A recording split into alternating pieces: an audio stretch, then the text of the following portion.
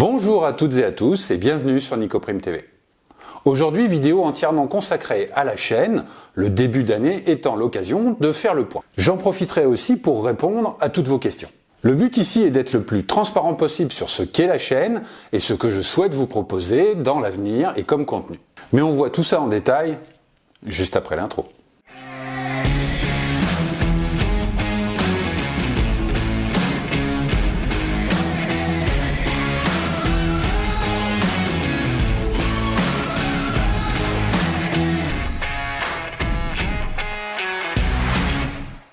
Bien, pour commencer, bonne année et bonne santé à tous. Je vous souhaite que tous vos vœux se réalisent et que l'année à venir soit ludiquement et figurinistiquement parlant plus riche que 2020 qui nous aura privés de nombreuses occasions, rassemblements, parties, etc. Pourtant, si on s'arrête 5 minutes sur 2020, personnellement, il y a tout de même eu de bonnes choses. Le premier confinement m'a permis de sortir 4 nouveaux Total Whip sur FWS par exemple. On a aussi eu la livraison de Super Fantasy Brawl. La sortie de la VF de la V3 de Malifaux. Et il y a eu tout au long de l'année des sorties de figurines assez incroyables, quelles que soient les marques, qui m'ont donné envie de peindre. Et enfin, il y a eu le lancement de Nicoprime TV. Et depuis ce lancement, en moins de 3 mois, la chaîne a quand même atteint 3000 abonnés et fait plus de 54 000 vues. Donc vraiment, merci beaucoup à vous pour ça. Depuis le lancement de la chaîne, je vous ai proposé 14 vidéos que vous avez regardées pendant 450 000 minutes. Vous avez laissé 499 pouces bleus, le 500e a dû se perdre, et aussi 33 pouces rouges. Il fallait le préciser. Et vous avez réagi à ces vidéos en écrivant 1860 commentaires, que j'ai tous lus. Ce « vous » est composé à 98% d'hommes. De 25 à 34 ans pour 37% d'entre vous, de 35 à 44 ans pour 46%, et de 45 à 55 pour 16%. De même, vous êtes à 80% des Français, 5% des Belges, 2% des Canadiens ou des Québécois et 13% le reste du monde, y compris de nombreux pays anglophones. Et j'avoue que de me dire que je parle à la planète entière me fout un peu les chocottes. Mais bon. Par contre, 60% d'entre vous regardent la chaîne sans y être abonnés. Et ça, c'est pas bien. Pas bien parce que ça freine le contenu de la chaîne ou les partenariats que je pourrais nouer pour vous présenter d'autres types de contenus ou simplement assurer la pérennité de la chaîne dans le temps.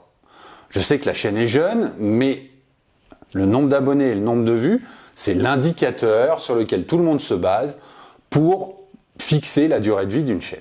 Donc toi, là, qui n'es pas abonné, fais-le maintenant. S'il te plaît. Ça prend 2 secondes à faire. J'attends. De toute façon, je continuerai pas tant que vous ne serez pas abonné. Donc bon, hein. J'ai tout mon temps, moi. C'est sur le bouton rouge. Oui, le gros bouton rouge en bas, là. Il y a écrit s'abonner dessus. Tu peux pas le louper.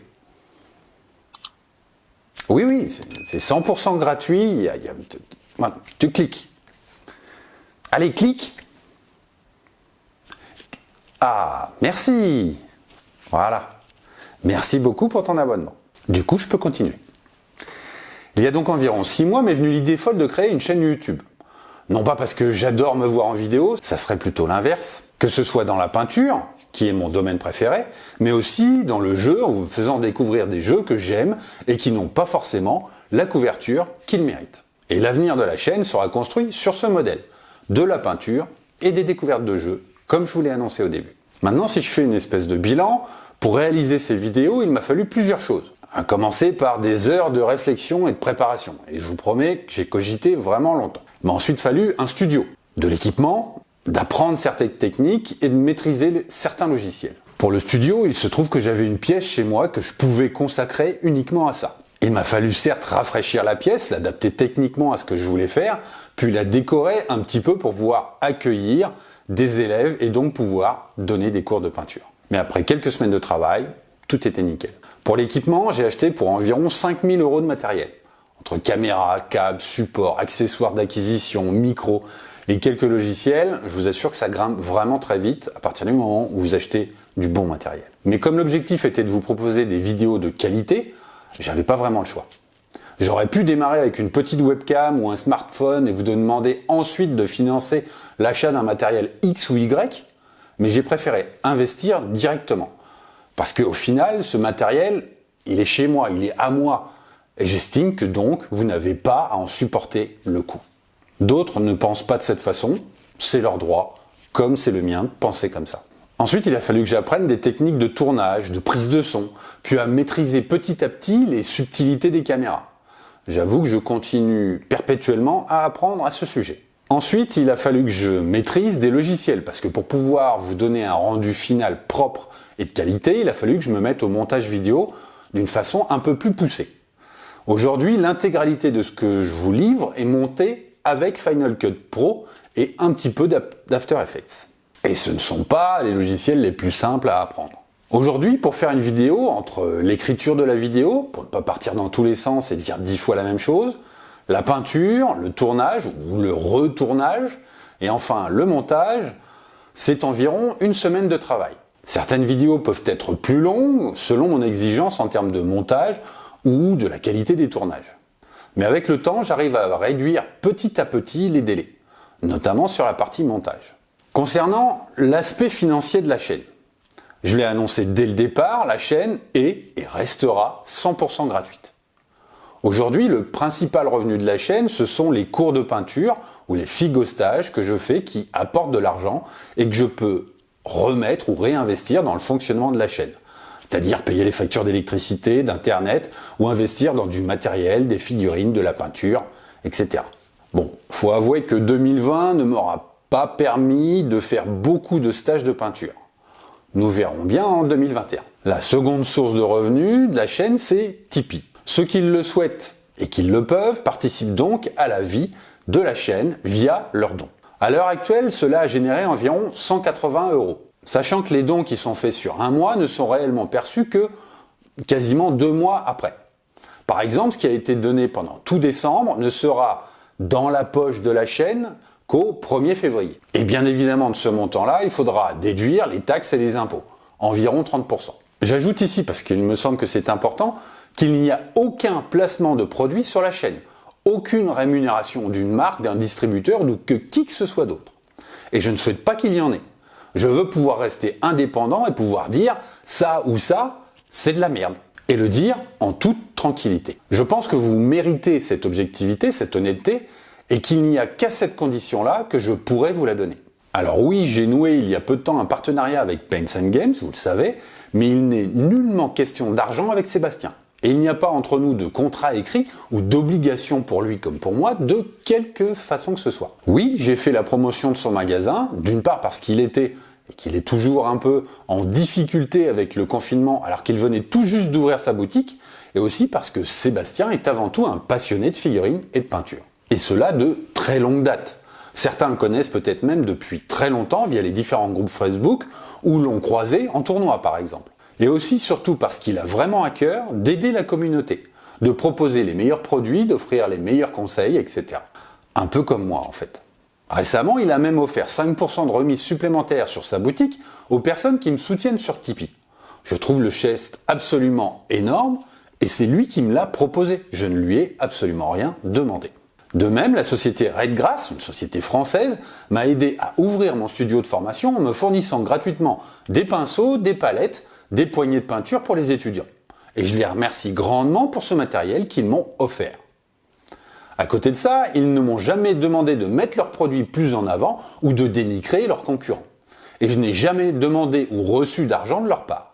Et si un jour je dois faire un comparatif de leurs produits avec d'autres, ils le savent, je serai totalement impartial. Il y aura peut-être dans le futur d'autres partenariats avec d'autres acteurs du hobby, mais ce sera à mes conditions ou dans le même esprit qu'avec Paints & Games ou Redgrass. Si quelqu'un vient me contacter en me parlant de produits qui ne m'intéressent pas, que je ne trouve pas qualitatifs ou profitables à la communauté, ou qui ne cherchent tout simplement que profit ou retour sur investissement, je leur dis direct, passez votre chemin et contactez d'autres youtubeurs qui seront peut-être ravis de vous écouter.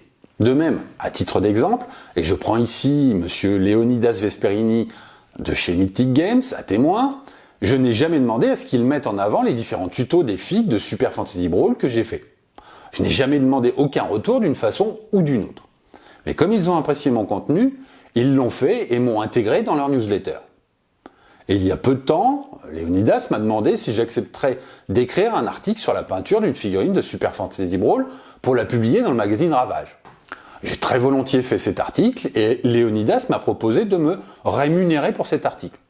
Je lui ai répondu que j'étais ok, que j'acceptais, bien sûr, puisqu'il me le proposait. Mais je n'ai rien demandé. En plus, j'ai absolument aucune idée de combien ça peut être payé. On verra bien quand il me demandera de lui faire la facture. C'est l'inconnu. Je me consacre aujourd'hui à temps plein à la chaîne. C'est à mon sens la seule solution pour pouvoir vous proposer un contenu suffisamment quantitatif et qualitatif. Et je le dis clairement, mon objectif est d'ici 1 an de pouvoir, entre les cours et le Tipeee, générer un SMIC. On verra bien, je me suis donné les moyens d'attendre 1 an, donc nous ferons le point au prochain bilan annuel. Passons maintenant sans plus attendre à vos questions. Graours me demande, est-ce que tu envisages de faire une section de peinture plus old school comme les nains en métal ou les bretoniens, ou des techniques pour peindre en série ton armée, comment s'organiser, etc., ou les différentes utilisations de la green stuff. Alors Graours, je n'exclus rien en termes de figurines, que ça soit du old school comme du new school. Quant aux techniques de peinture d'armée, oui, je pense qu'il y aura une ou des vidéos de ce type dans l'avenir. Pour le green stuff, il y aura des vidéos sur l'utilisation du green stuff, mais pas tout de suite. Ensuite, Nicolas Flamel me dit « Bonjour, as-tu filmé la réalisation de Ragnar ?» Alors Nicolas, si tu parles du Ragnar que j'ai peint pour Eevee de French Wargame Studio, non, je n'ai pas filmé sa peinture. Parce que je suis parti dessus un peu en freestyle et que j'ai mis plus de temps de peinture que pour celle que je fais en tuto. J'ai notamment ajouté des petits détails dessus qui ne font rire que Eevee ou moi. Cela aurait donné au final un tuto trop long avec des parties inintéressantes pour un grand nombre. Mais je te rassure, j'ai un deuxième Ragnar qui va me servir à faire le tuto qui devrait arriver très prochainement. Donc surveille les sorties des prochaines vidéos. De David d'Avrincourt. Salut Nico, tu préfères peindre seulement au pinceau ou tu aimes peindre en aéro et pinceau? Et tu préfères quelle faction à Malifaux? Alors David, je ne m'interdis aucun outil. Je trouve juste que parfois, notamment l'aéro, ne me convient pas. Ou qu'au final, je vais plus vite au pinceau s'il s'agit d'une seule figurine. Après, de toute façon, comme je maîtrise beaucoup plus le pinceau que l'aéro, forcément je préfère le pinceau. Et au final, de toute façon, le rendu de l'aéro seul ne me plaît jamais. Donc je repasse toujours par-dessus pour le compléter. Quant à savoir quelle faction de Malifaux je préfère, je dirais que malheureusement, elles me plaisent toutes. Mais j'ai craqué au départ à cause des Gremlins, le Bayou. Et quand j'ai vu pour la première fois certaines figurines, je me suis dit non mais celles-ci t'es obligé de les peindre, elles sont trop ouf quoi. Et tout est parti de là. Et aujourd'hui, j'ai 3 bandes complètes et j'en planifie déjà 5 autres pour avoir une bande de chaque faction. Les Prolettes me dit « Bonjour à toi Nico Prime, étant novice mais passionné, j'aimerais connaître un peu plus ton parcours perso. Pro, perso si tu veux. Bref, en savoir un peu plus sur l'homme. Côté peinture et pédagogie, tu es parfaitement lisible. Peintre de fou, prof même à distance, excellent. Je ne te remercierai jamais assez pour les conseils que tu as su prodiguer à droite, à gauche et sur ta chaîne. Parle-nous de toi. » Alors, écoute, je vais passer mon entretien d'embauche. Donc, j'ai 48 ans. J'ai 2 fils et 2 fils adoptifs. Donc oui, 4 garçons. J'ai eu une mère psy, un père prof de français qui étaient tous les deux aussi un peu artistes. Ma mère et mon grand-père notamment dessinaient ou faisaient des aquarelles. Et mon père peignait sur toile et écrivait des poèmes. J'ai donc plus ou moins toujours baigné dans une atmosphère un petit peu artistique. J'ai eu une scolarité assez classique avec un bac B en économie qui m'a mené après vers une école de commerce et ensuite jusqu'à un bac plus 5 en communication. Ma vie professionnelle antérieure, je travaillais dans la publicité et le marketing, et notamment pour ou avec de grandes agences de pub parisiennes. Je bossais pour des grandes marques que vous connaissez tous, et en gros, c'est un peu de ma faute, bon, pas que de la mienne bien sûr, mais de ma faute si vous achetez leurs produits. J'ai quitté ce milieu il y a environ 3 ans, j'en pouvais plus, trop de stress, de boulot, et j'avais envie d'être plus présent pour les miens. Concernant la peinture sur figurine, j'ai commencé il y a à peu près 25 ans à cause de mon ami Ludo, que vous avez vu pendant la vidéo de Space Hulk, et qu'on reverra de toute façon. Au départ, c'était vraiment une passion, et aussi pour pouvoir jouer avec mes amis. Et par la suite, j'ai aussi travaillé pendant un peu moins de 2 ans en tant que manager du Games Workshop de Tours. Puis la vie perso et un vrai métier a fait que j'ai arrêté le hobby pendant un peu plus de 15 ans avant de reprendre lorsque j'ai quitté la pub et que mon plus jeune fils a commencé à s'intéresser aux vieux jouets que je conservais précieusement. Et comme j'avais plus de temps, j'ai pu m'y consacrer beaucoup plus. Et grâce à de nombreux tutos ou à des rencontres, j'ai pu m'améliorer un peu et j'ai commencé à faire des vidéos. Les Total Whip de FWS par exemple. Et je pense qu'à partir de là, c'était trop tard, j'étais accro. Non seulement à la peinture, ça a été déjà le cas un petit peu avant, mais aussi à ce partage avec la communauté. Sinon, que te dire de plus, j'aime les chiens plus que les chats, de préférence les bergers allemands. Voilà. Je suis plus boxeur que slip. Mon fruit préféré, la framboise, et ma couleur préférée, le orange. Ça suffira? Clem Chuvelu me demande, est-ce que tu as fixé un calendrier pour peindre tout Super Fantasy Brawl? J'ai trop hâte de voir la suite. Et aussi tes astuces pour peindre les pions et statues. Alors Clem, oui, plus ou moins. Et je pense que la totalité des figurines que l'on connaît déjà seront en tuto d'ici fin mars. Parce que je veux pouvoir en ajouter d'autres par la suite. Quant aux statues et tokens, je ne sais pas encore si je les ferai ou si je ferai un tuto dessus. On verra, si plus de monde insiste pour que je les fasse, je le ferai. Ensuite, Alexandre Da Silva. La question est peut-être personnelle et donc escamotable. Je n'ai pas souvenir que FWS ait fait la publicité de ta chaîne. Y a-t-il des tensions, frictions entre vous? Alors, il n'y a absolument pas de questions escamotables ni tabou. Et non, il n'y a aucune friction ou tension entre FWS et Nicoprime TV ou entre Ivy et moi. D'ailleurs, j'ai fait en décembre dernier le CDA, le dernier CDA en date sur FWS en live avec Julien. Sur Twitch par contre, je crois. Mais comme je l'avais fait jusque-là à présent. Et durant ces live Twitch, Ivy a fait la promotion, comme tu dis, de la chaîne. Et à titre d'info, c'est moi qui de toute façon fais la plupart des miniatures des vidéos que Julien sort sur sa chaîne. Donc sois rassuré, tout va bien. Ensuite, question de Jean-Louis Payan. Quel est votre conseil pour sous-coucher des figurines métal ou résine, en particulier sur les critères de la tenue, de l'accroche, de la longévité? Idem pour les décors en bois, carton, sable, etc. Alors Jean-Louis, je te renvoie à ma préconisation de la vidéo sur la sous-couche. Elle reste exactement la même, et en particulier sur du métal ou de la résine.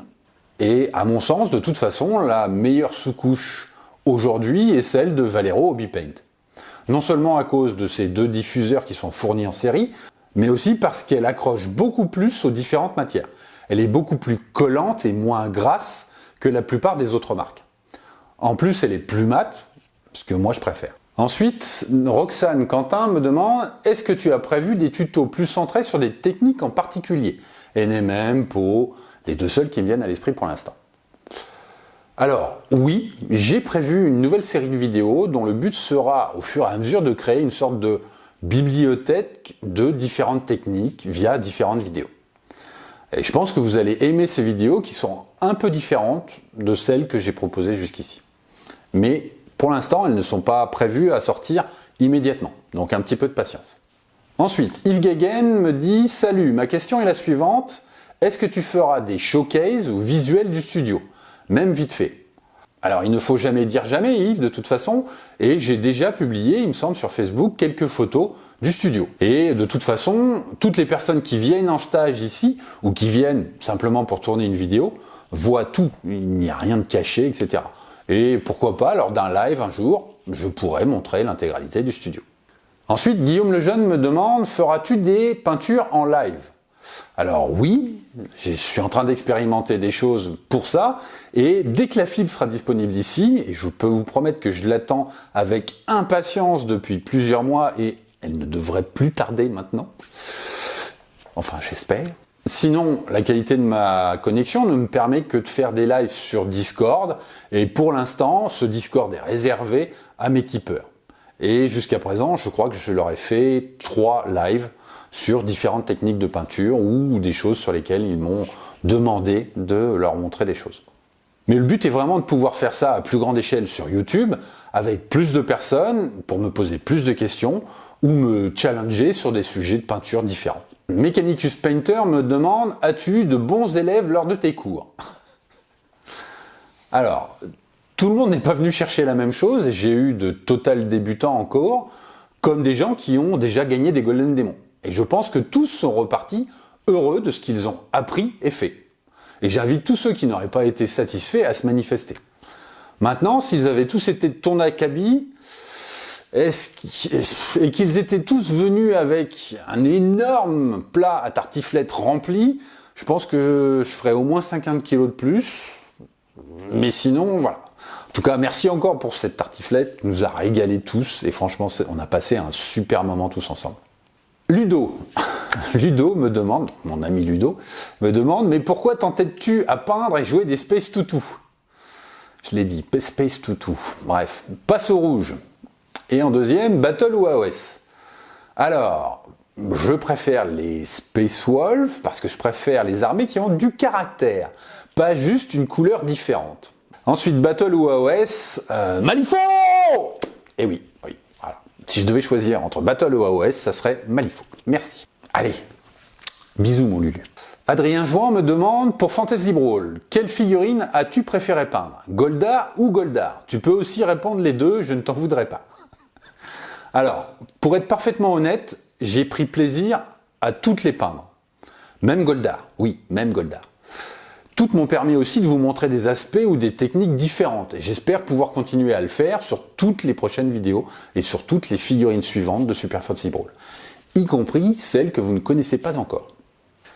Nicolas Martin me dit « Un bilan de cette année en tant que peintre et professeur de peinture d'un point de vue professionnel et spoil-nous un peu, STP, s'il te plaît, sur tes projets futurs sur la chaîne. » Alors, en tant que peintre perso, j'ai fini trop peu de pièces que j'aurais voulu peindre. Et il faut que je m'habitue à ne pas traiter chaque figurine aussi loin que je le fais. Mais c'est dur. J'avoue, c'est très dur et il faut que je m'améliore sur ce point-là. En tant que prof, je suis vraiment satisfait de ce que j'ai pu apporter à mes élèves et à mon sens, ils sont tous repartis d'une part avec l'envie de peindre et aussi de peindre mieux. Donc pour moi, c'est une réussite. Mais depuis le début du studio, il n'y a eu environ que 20 personnes qui ont pu venir. Donc est-ce que c'est vraiment représentatif? Je ne sais pas. Quant au spoil, qu'est-ce que je pourrais ajouter à la vidéo que j'ai faite sur l'avenir de la chaîne? Dark Ritual, un très gros véhicule 40K, une très très grosse figurine, du modélisme avec une aide pour Army on Parade. C'est déjà pas mal comme spoil. Au final, de toute façon, mon objectif pour l'année à venir est de sortir plus de vidéos, de faire des lives et d'aider la communauté des peintres débutants et tous les autres aussi, bien sûr. Au programme, il y aura principalement, bien évidemment, du Super Fantasy Brawl, parce que j'adore ce jeu, vous le savez. Il y aura aussi du Malifaux, parce que ça faisait trop longtemps que je n'avais pas dit Malifaux, voilà. Mais il y aura aussi d'autres jeux qui auront leur place aussi sur la chaîne, rassurez-vous. 2021 sera aussi, je l'espère, rempli de cours de peinture qui pourront m'aider à financer tout ça. D'ailleurs, à ce sujet, il reste quelques places pour les prochains Figo-stages à venir, donc dépêchez-vous si vous souhaitez y participer. Bon, je pense que cette vidéo auto-centrée est déjà suffisamment longue, donc je vais vous épargner de la faire durer encore 4 heures. Et si vous avez encore des questions, n'hésitez surtout pas à les mettre dans les commentaires ci-dessous, j'y répondrai avec plaisir. Je profite aussi de cette vidéo pour annoncer les gagnants des 3 derniers concours qui étaient organisés. C'est-à-dire, qui a gagné la figurine peinte du tuto de Derin. Je commence donc les tirages en me rendant sur Absorteos en concours YouTube. J'entre l'adresse de la vidéo et je démarre. Ça charge vos commentaires, je règle les paramètres sur pas de doublon et je définis 3 secondes de délai. Je mélange ensuite les différents commentaires participants et donc nous allons savoir qui a gagné la figurine de Derin et c'est Russ Perdelou. Par le pouvoir du piège, pour le prochain tuto, je vote pour Marius. Encore un joli travail de folie ce tuto. J'adore l'effet sur la cape, continue comme ça, tu es au top. Eh bien, Russ Perdelou, te voilà l'heureux propriétaire d'une Derin.